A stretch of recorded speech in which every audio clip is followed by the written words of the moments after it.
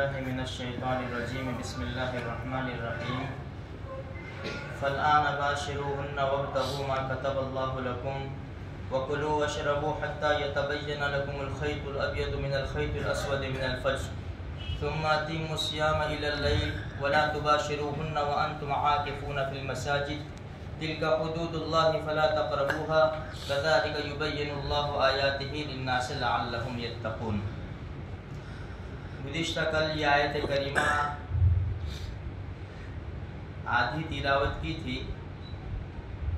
آج آگے کا حصہ یہ ہے، اس کا ترجمہ یہ ہے کہ اب تم اپنی عورتوں سے مل سکتے ہو اور تلاش کرو جو اللہ تبارک و تعالیٰ نے تمہیں لکھ دیا، اور کھاؤ پیو یہاں تک کہ جدا ہو جائے تمہارے لیے سفید دھاگا کالے دھاگے سے فجر سے، پھر روزہ پورا کرو رات تک، اور اپنی عورتوں سے نہ ملو جبکہ تم اعتکاف میں ہو مسجد میں، یہ اللہ کی حدیں ہیں، اس کے قریب بھی نہ جاؤ۔ اسی طرح اللہ پاک اپنی نشانیاں لوگوں کے لیے بیان کرتا ہے کہ تم بچ جاؤ۔ دیکھو کل کچھ باتیں میں نے آپ کو بتائی تھی کہ اللہ تبارک و تعالیٰ نے امت کے لیے سہولت اور آسانی پیدا فرما دی کہ پہلے رات کو جب انسان سوتا روزہ شروع ہو جاتا، پھر اللہ تبارک و تعالیٰ نے یہ سہولت دی کہ کھاؤ پیو یہاں تک کہ کالا دھاگا سفید دھاگے سے الگ ہو جائے۔ یہ قرآن کریم نے الفاظ بیان کیے۔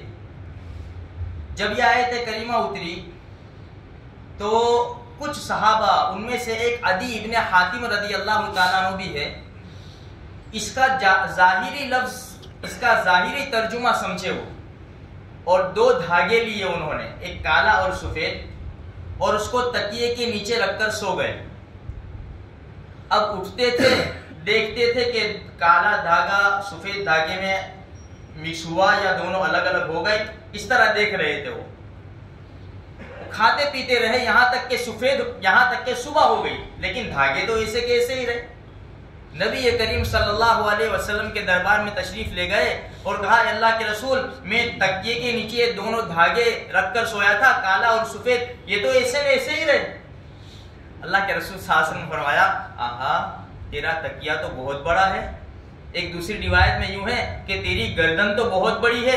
ارے کالے دھاگے سے مراد رات کی تاریکی ہے اور سفید دھاگے سے مراد فجر ہے، کہ جب سیاہی چھٹ جاوے اور صبح ہو جاوے، سفید دھاگا یعنی صبح ہو جاوے، تو پھر روزہ شروع کر دو۔ تو خیر، کہنے کا مقصد یہ ہے کہ یہاں پر اللہ تبارک و تعالیٰ نے جو سہولت عطا فرمائی ہے کہ رات کے وقت مرد عورت کو ملنے کی اجازت دی ہے۔ اب دیکھو ہمارا معاشرہ ہے، میں آپ کو بالکل صاف باتیں بتاؤں گا تاکہ کسی قسم کی کوئی الجھن نہ رہے، کیونکہ ایسے مسائل ہمیں پیش آتے رہتے ہیں، کیونکہ بہت سے لوگ ایسے ہیں جن کے مکانات بہت چھوٹے ہیں، اور بہت سے لوگ ایسے ہیں جن کے چھوٹے چھوٹے بچے ہیں، اور بہت سے لوگ ایسے ہیں جو فیملی میں رہتے ہیں۔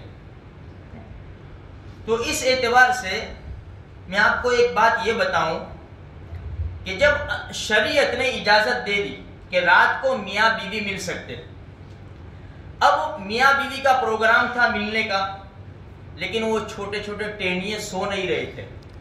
ویسے بھی اسکول کی چھٹیاں آئے، پورا دن سوتے رہتے ہیں اور رات کو پھر جاگتے ہیں۔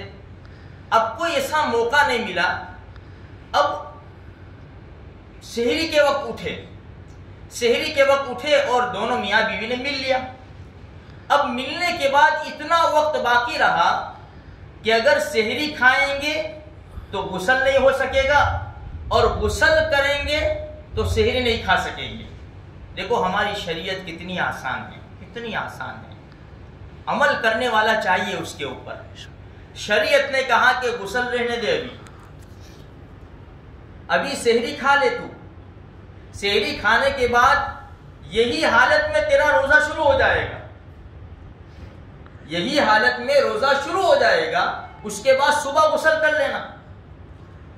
اسی طرح اگر فیملی میں لوگ رہ رہے تو ان کے لیے بھی یہ آسانی پیدا ہو گئی، اور اسی طرح اگر پانی وغیرہ کا کچھ مسئلہ ہے تو ان کے لیے بھی یہ آسانی پیدا ہو گئی۔ تو شریعت نے آسانیاں بہت زیادہ رکھی ہے۔ الدین و یسر، دین بہت آسان ہے۔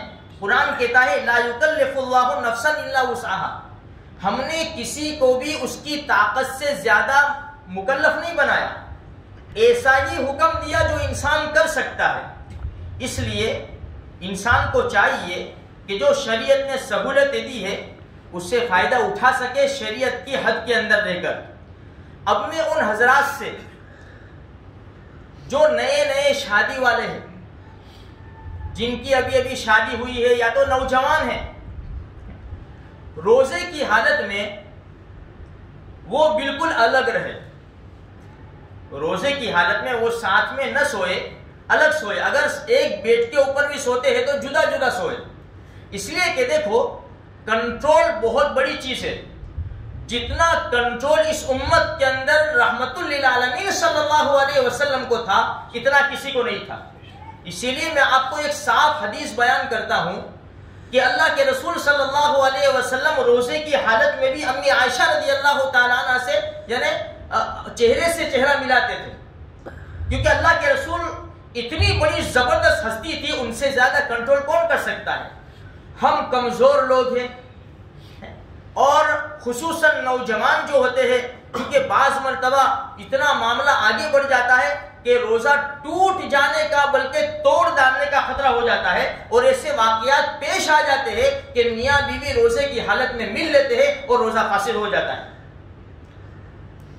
تو مہربانی فرما کر روزے کی حالت کے اندر جب ہم دن میں سوئے تو انڈیا پاکستان کر کے سوئے، بالکل مل کر نہ سوئے، تاکہ ہم آگے کوئی خطرہ محسوس نہ ہوئے۔ اس لیے کہ دیکھو حدیث میں آتا ہے اگر کسی نے روزے کی حالت میں صحبت کر لی اپنی بیوی سے، اس کا یہ تو حرام کام ہوا، ایک تو روزہ ٹوٹ گیا، پھر اس کا کفارہ دینا پڑے گا۔ اور کفارہ کیا ہے؟ اگر کسی نے روزے کی حالت میں اپنی بیوی سے صحبت کر لی تو روزہ ٹوٹ گیا، اب اس کا کفارہ ادا کرنا پڑے گا۔ کفارہ کیا ہے؟ 60 روزے 60 روزے مسلسل رکھنے پڑیں گے مرد کو، عورت کو بھی رکھنے پڑیں گے، لیکن اگر عورت کا بیچ میں پیریڈ آیا تو وہ دن نکال کر پھر اس کو مسلسل اور کنٹینیو کرنا پڑے گا۔ مرد کے لیے مسلسل 60 روزے رکھنے پڑیں گے۔ اگر مان لو 58 روزے رکھے اور ایک روزہ مس کیا نا تو پھر 60 روزے رکھنے پڑیں گے۔ اور حدیث میں اس کی مثالیں ملتی ہے، بخاری شریف کی روایت ہے، ابو ہریرہ رضی اللہ تعالیٰ عنہ فرماتے ہیں کہ ہم نبی کریم صلی اللہ علیہ وسلم کے پاس بیٹھے ہوئے تھے کہ ایک صحابی رضی اللہ تعالیٰ عنہ دیہاتی تشریف لے آئے اور آواز لگاتے ہوئے آئے کہ ہلک تو میں ہلاک ہو گیا، میں برباد ہو گیا۔ اللہ کے رسول صلی اللہ علیہ وسلم نے پوچھا بھائی ماں لکا، کیا ہوا؟ کہا کہ روزے کی حالت میں اپنی بیوی سے صحبت کر لی۔ اللہ کے رسول صلی اللہ علیہ وسلم نے فرمایا تو پھر تو غلام آزاد کرو، ایک غلام آزاد کرو، کیا تمہارے پاس غلام ہیں؟ تو کہا کہ غریب آدمی ہوں یا رسول اللہ صلی اللہ علیہ وسلم، میرے پاس کوئی غلام نہیں ہے۔ تو اللہ کے رسول صلی اللہ علیہ وسلم نے فرمایا کیا تمہیں اتنی طاقت ہے کہ 60 روزے رکھو مسلسل؟ علماء فرماتے یہاں پہنچ کر کہ جب ایک روزے میں یہ چاند چڑھایا تو 60 روزے رکھوں گا تو کیا ہوگا میرا؟ ایک روزے میں یہ حالت ہو گئی کہ بیوی سے مل لیا تو 60 روزے وہ بھی مسلسل؟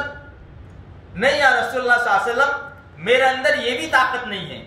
تو اللہ کے رسول صلی اللہ علیہ وسلم نے فرمایا تو اچھا پھر 60 مسکینوں کو کھانا کھلاؤ۔ اللہ کے رسول صلی اللہ علیہ وسلم سے انہوں نے فرمایا اللہ کے رسول غریب آدمی ہوں میں، میرے پاس اتنا کھانے کے لیے کچھ نہیں ہے تو کھلاؤں گا کیا؟ تو ہمارے نبی صلی اللہ علیہ وسلم چپ ہو گئے اور اللہ کے رسول صلی اللہ علیہ وسلم ٹھہرے رہے۔ تھوڑی دیر ہوئی کہ ایک بہت بڑا ٹھیلا جو کھجور کے پتوں سے بنایا جاتا ہے، اس میں کھجوریں تھی، اللہ کے رسول کے پاس ہدیہ آئی۔ اللہ کے رسول کے پاس جیسے وہ ہدیہ آئی کھجوریں تو ہمارے نبی نے فرمایا این السائل، بھائی وہ سوال کرنے والے کہاں ہیں؟ فقال انا، یا رسول اللہ میں ہوں، میں حاضر ہوں۔ کہا کہ اس کو لے جا خذا فتصدق بھی، اس کو لے جا اور صدقہ کر دے۔ تو انہوں نے کہا یہ اللہ کے رسول صلی اللہ علیہ وسلم، دو پتھریلی زمین کے بیچ میں جتنے بھی مکانات ہیں اور جتنے بھی لوگ رہتے ہیں، سب سے زیادہ محتاج، فقیر اور غریب میں ہی ہوں، میں کیا صدقہ کروں گا؟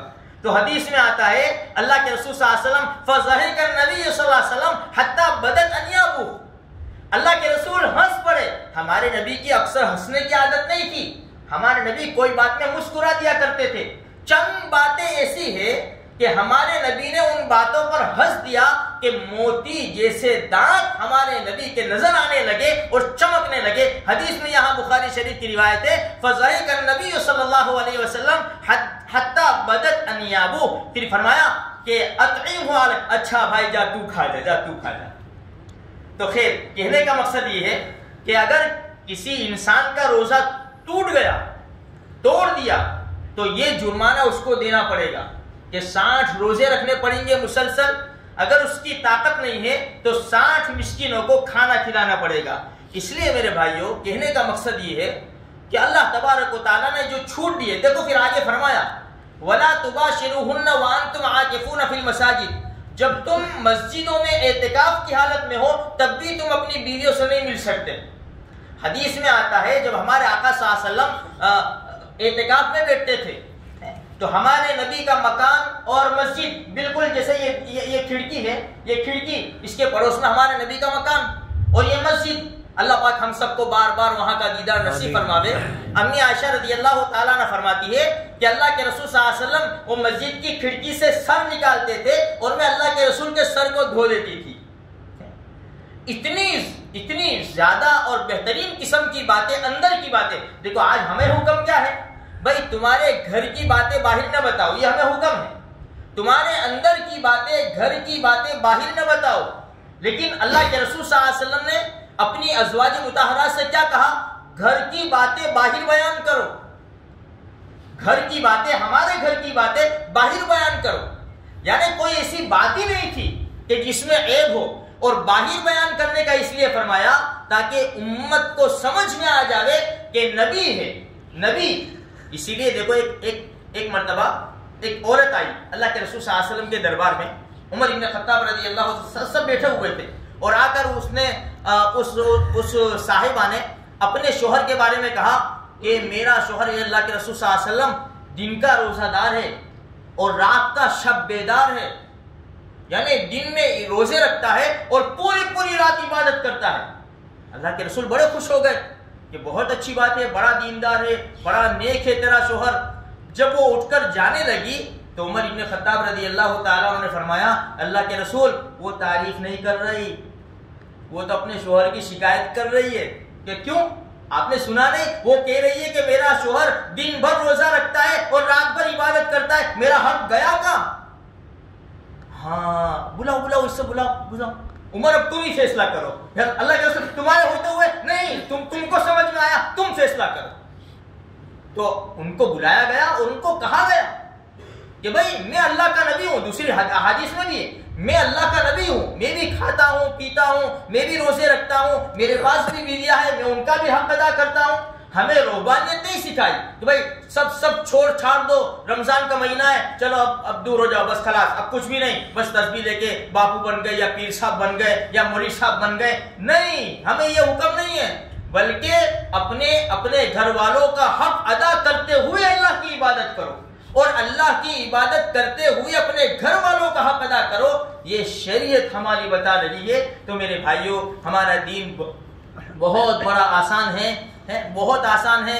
تو ہمیں یعنی عورتوں کے حقوق بھی بتائے ہیں۔ انشاءاللہ کل، اب وقت نہیں ہے، کل انشاءاللہ دوسری ایسی باتیں آپ کے سامنے میں لاؤں گا کہ عورتوں کے حقوق کیا ہے۔ جیسے 5واں پارہ، 4 پارے ختم ہوں گے، 5ویں پارے میں ایک آیت ہے الرجال قوامون علی النساء، مرد قوام ہے عورتوں پر۔